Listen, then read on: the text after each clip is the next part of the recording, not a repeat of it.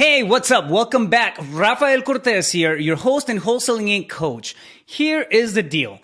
What do you do when the leads start coming in? Whenever you start marketing and your marketing actually gains some traction and you start seeing those leads come in, how do you handle them? How do you process them? I mean, this is one of the biggest things that you have to consider every time you're starting a marketing campaign, right? How are you going to handle all those leads that come in? A big question, and it can be a big problem because if you don't have a process behind it, the leads can fall through the cracks and you're not going to know when the follow-ups are. You're not going to be able to capitalize and actually monetize on those leads as they come in. You're going to be losing a ton of cash. So super simple. We have a very basic way to screen the leads, right? And process them until they turn into prospects. So the first thing is to understand that there's a difference between leads and prospects, right? A lead is somebody who wants to talk about an offer, but you don't know if they qualify as a potential seller.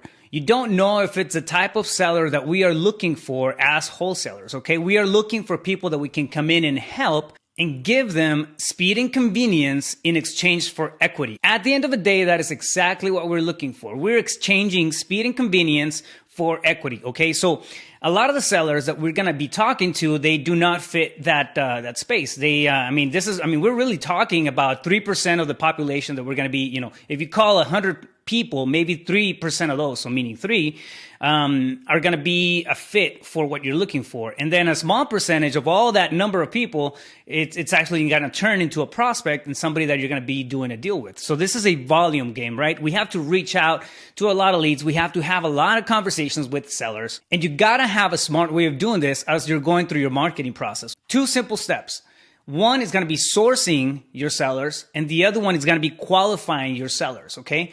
Sourcing your sellers, you treat it in a very specific way, and then you qualify your sellers through a different conversation, a different way, right? We'll cover those right now.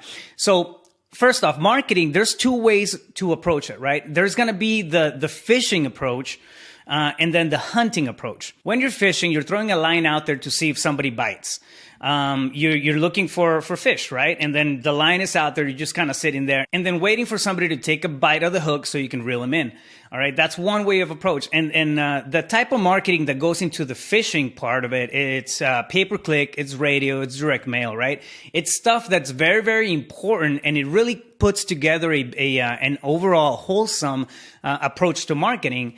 However, with that kind of stuff, you're not actively searching, right? The second approach is hunting. Now you're actively involved in getting out there and having those conversations with the sellers. So the hunting approach, it's cold calling, it's driving for dollars, it's text messaging directly to sellers, and it's always going to be the fastest way to get to that seller conversation, right? So when you're taking off on your marketing and starting off, you definitely want to hunt for sellers instead of just fish for sellers, okay?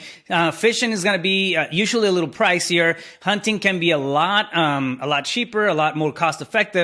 And it's also going to involve a lot more work, right? A lot more time from your part as you get going and then building that seller's database. But it's a very effective way of doing it, right? I mean, if you start talking to sellers right away, find a way to do it, via cold calling, via driving for dollars, and putting yourself in front of the sellers, it's going to be the fastest way to do it. Now, the first step in managing your sellers is going to be sourcing, okay?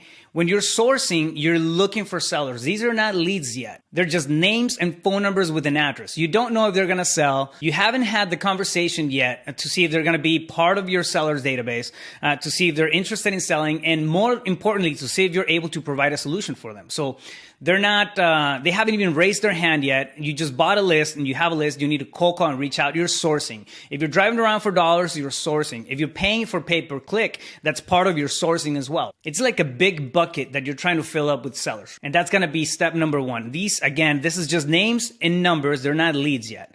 So after you source the sellers, which is that's the entry point, it's the top of the funnel. You have to do that part, otherwise you can't get to the qualification part. After you source your sellers, you have to qualify them and actually turn them into leads. This is a completely different conversation. This is where you're actually going to spend time. You're going to have a conversation with the seller about the situation, about the condition of the house, about where they're at, why they want to sell. And it's a discovery session. It's really like an interview, but you're qualifying. You're doing all kinds of stuff in this conversation to find out more information as to how you can come in and help them and really provide a solution for them. How can you bring them speed and convenience and find out if that's really what they're looking for, so you can exchange that for equity, right? And make a profit on the sale of that contract. The qualifying part is really where you're going to be spending a lot of the time in. When you're sourcing the leads, this is a filtering stage. This is the place where you just, have quick conversations. You have a one-page cold calling script for a reason, right? You don't want to spend too much time because you have thousands of people that you have to filter through to find out who's going to be a seller and who's going to raise their hand to talk about an offer. When you're sourcing, keep in mind that the only thing that you're really looking for is interest. That's it. We're not really discovering anything at that point. When you find out whether or not they have some type of interest, that's when you move over to the qualifying section. But during your sourcing, you're just going through a ton of leads. You're having a lot of cold call conversations. They're interested, yes. They're interested, no. And if they're not, you move on to the next lead, to the next lead, to the next lead. This is a volume game, right? That's how you start to manage your sellers. Now, after somebody raises their hand and they say, okay, cool, I want an offer. They automatically get moved into the qualifying process. It doesn't matter if the offer is at retail because you simply don't have enough information about that seller yet, right? So you want to have that discovery session in the qualifying conversation. All right. So begin sourcing your sellers, move through that quick, and then move on to qualifying. If you push somebody into that qualifying conversation, they're now a lead. All right. That's a lead that you're going to drop into your CRM, into your Excel file, into your, whatever you're using. The point of it is that you have to follow up. That is somebody that you definitely want to stay on because they express some type of interest. Again, you need to discover and have that conversation with them. But at this point, at the very least, you know that they're interested in selling. Now, how do you qualify? A really cool thing that I like to wrap my head around when I'm having a seller conversation and trying to figure out if I can help that lead and turn them into a prospect. It's to wrap my head around the same thing that journalists do. All right. So you start finding out who, what, where, how, and why. Wrap your head around those questions because that's going to give you a lot of information on the scenario, on the person, on the property, and you're going to end up with a good idea of whether or not you can help them out, right? Who are you talking to? Is that the right person that you're supposed to be talking to in the first place?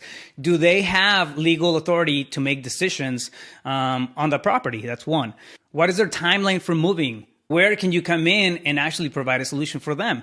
How can you put it all together? And then why? Why is it that they are calling you instead of dealing with a real estate agent and selling their house traditionally, right? So you want to dig deeper into all this kind of stuff. But that's what happens during the qualifying process. And we have a very specific script that breaks everything down, verbiage, line by line, and tells you exactly what to say it, how to deliver it, to go through this whole discovery process and actually qualify him as a prospect. The last thing that you want to do is spend a ton of time with somebody who's not going to be a prospect and you can't help them. They can't help you and you're just wasting everybody's time, right?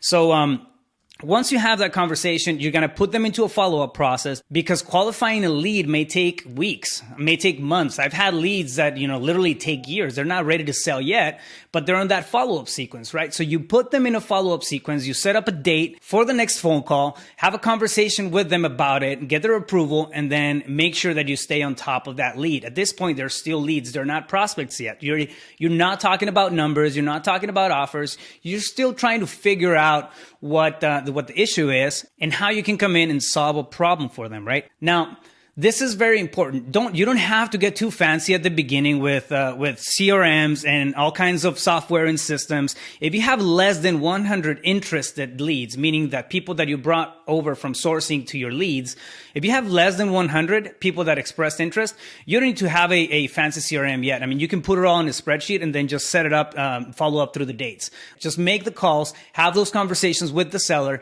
get that done first, because that's really what's going to create that revenue for you. It's a high income generating activity. You staying on top of those leads that you sourced is how you're really going to make that check come through the door. So focus on that. Don't get too fancy yet. You don't need to. Now, very important. If you're having a conversation with a seller, and they're a lead and they tell you, yeah, I'm not ready yet, but follow up with me in 30 days. You're going to make a note of that, but you're going to follow up with them in 15 days. Always divide it in half, okay? The reason for it is that people usually extend out more than they really want just to kind of not deal with that situation at this point in time, but you're in the radar, okay? So you want to stay top of mind. So if they say 30 days, follow up in 15 days. If they say 6 months, follow up in 3 months. And then just stay on top of that conversation. You want to have that relationship building little by little as you go through the process. After you put all of this stuff together, you're going to make the decision whether or not that lead becomes a prospect. A prospect is somebody who you're actually talking to about numbers. You're actually trying to make a deal happen. You have that personal connection already built with that person. The report's taken care of because it happens through the qualifying process. And now as a prospect, it's just a matter of making a connection between the dots, right? What they want, what you can provide, the solution that you can bring to the table, and how you can make it all work together. All right. So what are you looking for? The way that we send leads to prospects is by looking at the seller pillars, right? The main pillars of somebody who's going to be a qualified seller. And that's motivation, condition, timeline, and price. What is the seller motivation? Why are they calling you instead of calling a real estate agent? What is the condition of the property? Is this a property that needs a lot of repairs and they don't have the money to fix it? Is it a move-in ready type of property? What is the timeline? Do they need to sell yesterday? Or do they have 6 months to sell? Okay, and what's the price? So do the numbers make sense? So once you go through these 4 pillars, you're going to have a pretty good idea whether or not you can help them out, and then you push them out to your prospects. Right now, they're prospects. They're even a hotter follow-up than just the leads. So these become your priority until you get that contract negotiated, and then you get that deal locked. Okay, so now this is how they jump into your acquisitions part. This is when you start talking about numbers. You don't want to rush into numbers too early in the conversation, because if you don't know what's going on, you don't really know what type of solution you can provide for them, right? So keep that in mind.